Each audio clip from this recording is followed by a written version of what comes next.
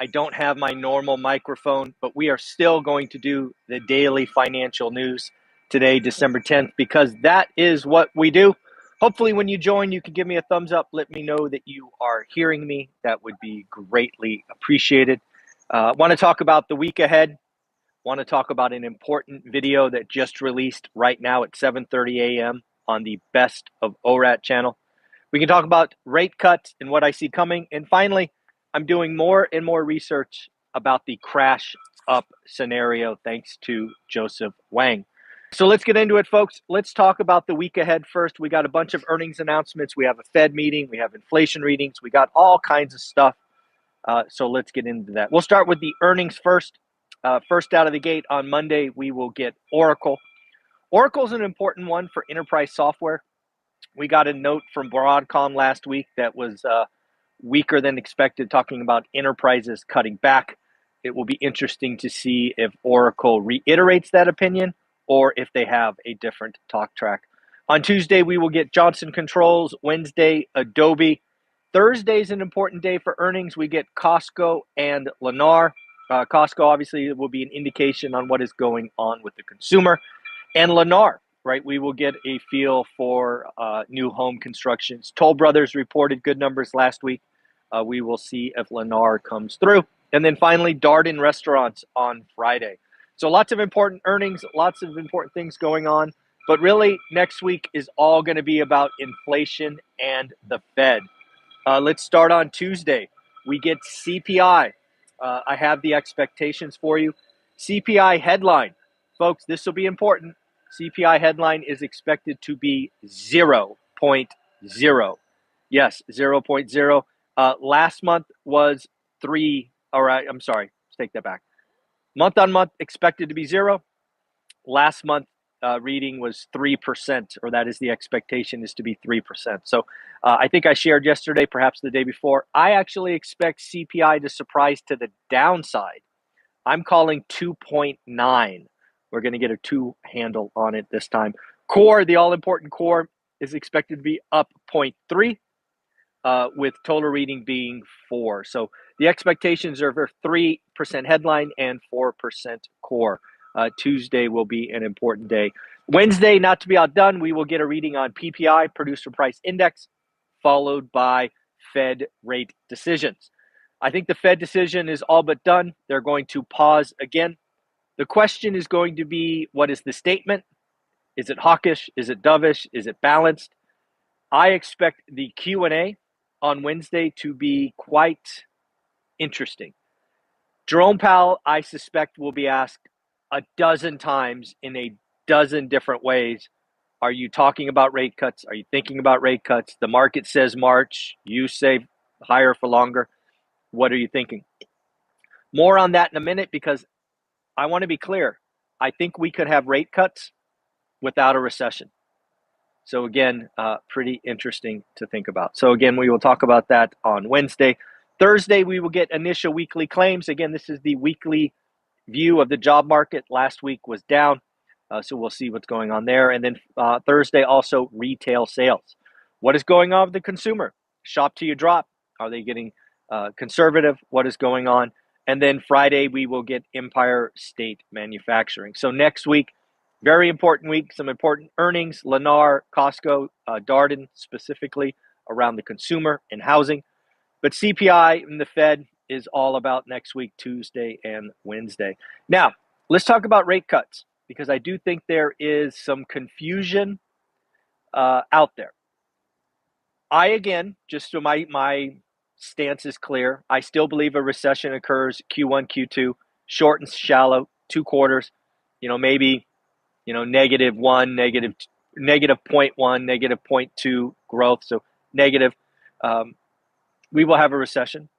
I want to be clear, though. Let's assume this miraculous soft landing happens and every quarter is positive.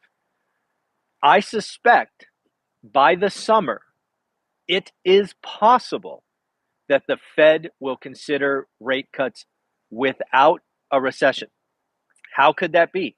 Well, it's all about restriction or restrictive nature. Right now, the Fed is saying they are in restrictive territory, which again, if you want to calculate that yourself, You could take the funds rate, let's call it 5.25. You could subtract inflation, well, let's call it 3.2. So, quick math, the Fed is restrictive at 2%. Now, here's the wrinkle. What if inflation falls to 2.5? If they do nothing, they get more restrictive. And of course, if we are heading into an economy that is slowing down but not recessionary, I expect the Fed to cut just to maintain their restrictive nature. So it is possible. And again, if we do get inflation down below 2.5, now we're talking upwards of 4 rate cuts. So again, these are going to be all important things to watch next year. What is going on with growth? What is going on with jobs? What is going on with inflation? But don't be confused.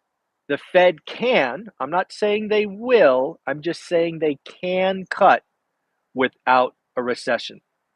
Next up, folks, I want to let you know about a very, very, very important video that dropped yesterday, or actually dropped right now at 7:30 a.m.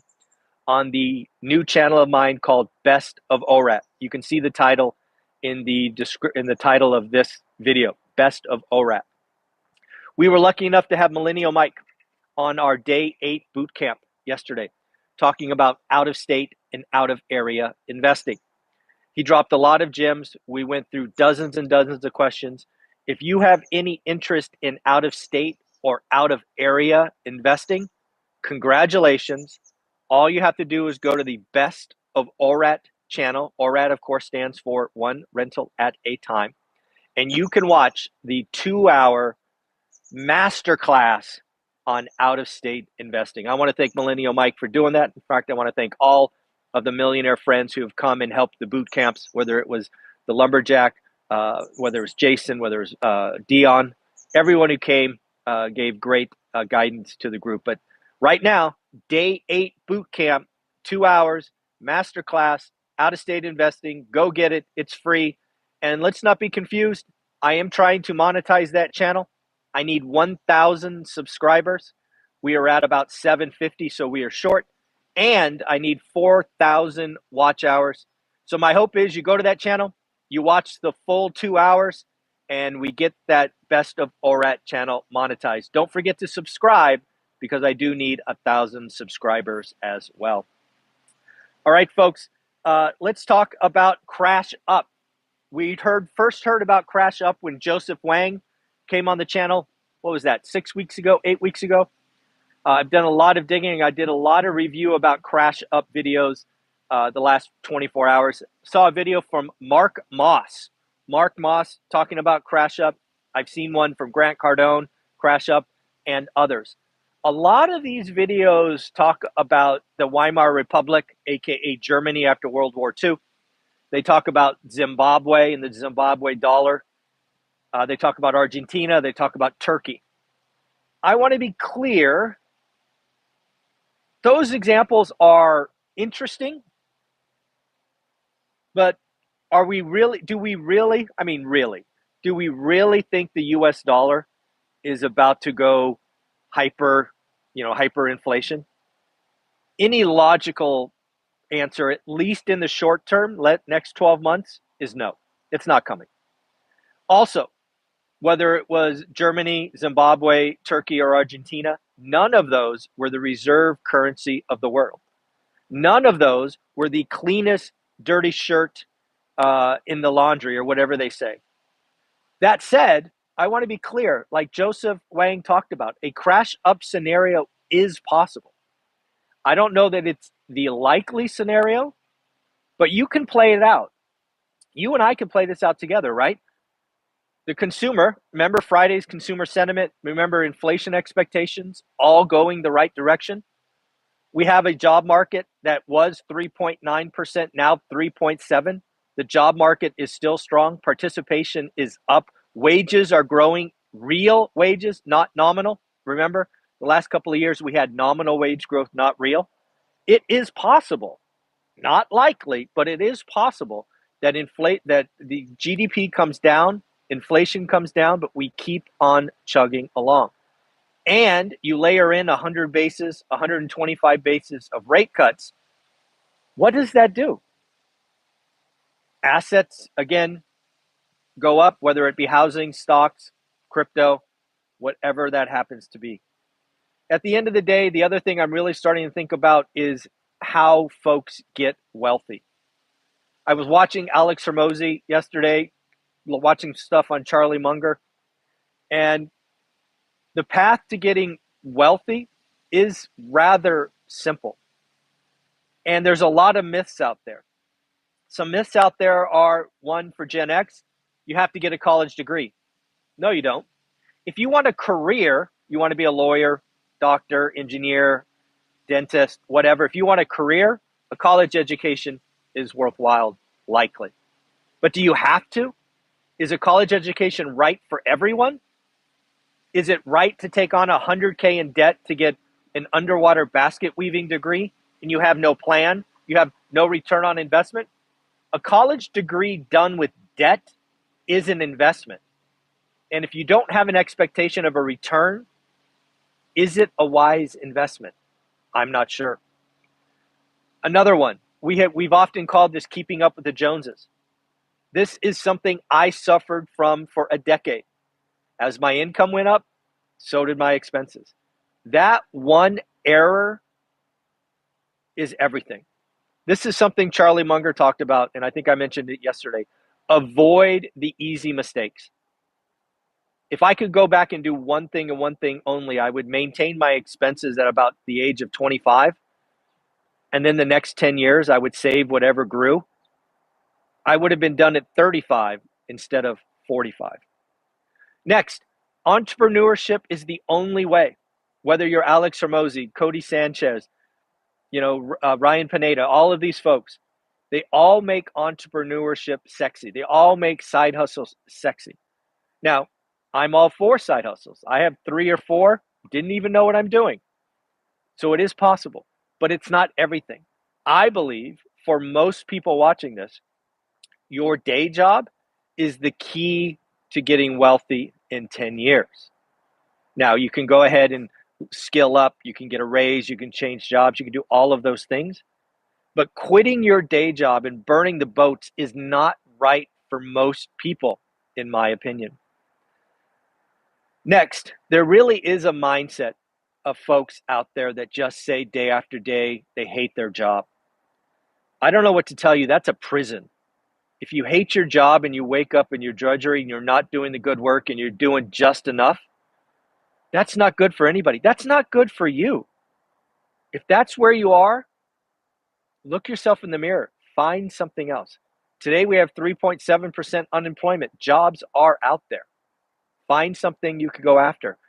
The key for me is to look at your job as the key to building wealth. If you can go at it, you can go to each day and go, I'm one day closer to being done. I'm one day closer to being retired. I'm one day closer. It totally changes your mindset. So at the end of the day, I want to thank you for being here. We're not in our normal studio. I don't have my normal microphone. We did the best we can. I got my dogs out with me. They're a little bit cold, so we're going to go inside. Just have an amazing day. Like, subscribe, comment, and again, do yourself a favor. Go to the Best of Orat YouTube channel and watch Millennial Mike give a master class on out-of-state investing. Please subscribe. Please watch it to its completion. Love to get that channel monetized. Have a wonderful day. Bye.